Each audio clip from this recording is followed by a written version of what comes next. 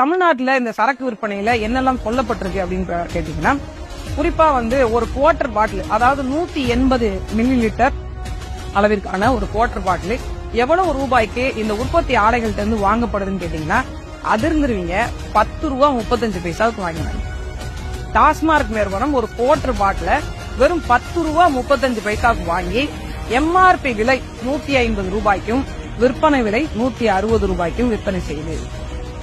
கிட்டத்தட்ட 10 ரூபாய்க்கு வாங்குற ஒரு பொருளை 15 மடங்கு அதிகமா வச்சு விற்பனை செய்து அதுக்கு பிறகு அதுல ஒரு 10 ரூபா அந்த பாட்டில விற்கக்கூடிய அந்த கடைகள் மூலமாக கூடுதல் கட்டணமாக, இடையில கூட சரக்கினுடைய விலை அதிகமானதை நீங்க கேள்விப்பட்டிருக்கீங்க. கூடுதல் கட்டணமாக ஒரு 10 ரூபா வச்சு 160 ரூபாய்க்கு இன்னைக்கு வெளியில வாங்கி குடிக்கக்கூடியவர்களுக்கு வெளியில 160 ரூபாய்க்கு விற்பனையாகும்.